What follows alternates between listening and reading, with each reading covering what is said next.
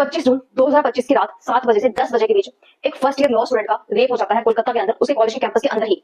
और इस केस में जो प्राइम अक्यूज्ड है वो है मनोजीत मिश्रा, जिसका क्रिमिनल रिकॉर्ड बहुत ही खराब है। इसके अलावा दो और स्टूडेंट्स हैं जो लॉ स्टूडेंट ही है और एक है वहां का सिक्योरिटी गार्ड। 28 जून को क्राइम सीन रिक्रिएट हुआ, एसआईटी बनी और सीसीटीवी फुटेज में सब कंफर्म हो गया। इसके बाद जो मेडिकल रिपोर्ट्स आई उसमें साफ साफ मेंशन है कि फोर्सफुली पेनिट्रेशन हुई है, एब्रेशन मार्क्स मिले हैं, नेक बाइट्स वगैरह सब क्लियर है। लेकिन बात यह है कि जो इस केस का प्राइम एक्यूज्ड है मनोजीत मिश्रा, उसका रिकॉर्ड तो पिछले 10-15 सालों से खराब था। 2007 में वो कॉलेज में एडमिशन लेता है, 2013 में वो किसी को चाकू वाकू मारता है और फिर गायब हो जाता है। 2016 में वो वापस कॉलेज को रीजॉइन करता है और 2017 में वो वहां का प्रेसिडेंट बन जाता है बिना किसी इलेक्शन के और फिर फैलता है उसका पूरा वैंडलिज्म।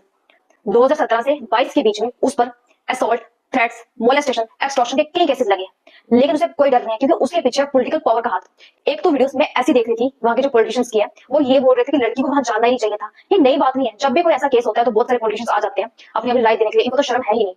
और ऐसे लोग जिनको ये लोग सपोर्ट करते हैं और इनका डर खौफ सब खत्म हो जाता है, क्योंकि ये तो कॉलेज में एडमिशन भी लाके देता था और वहां पूरे आगे पीछे इसकी गुंडागर्दी फैली हुई थी। पिछले 10 सालों में 5 बार ये अरेस्ट हो चुके हैं और फिर भी बार बार बाहर आ जाते हैं। मनोजीत मिश्रा तो सामने सामने एक्यूज्ड है, इसमें तो कुछ दो राय है ही नहीं।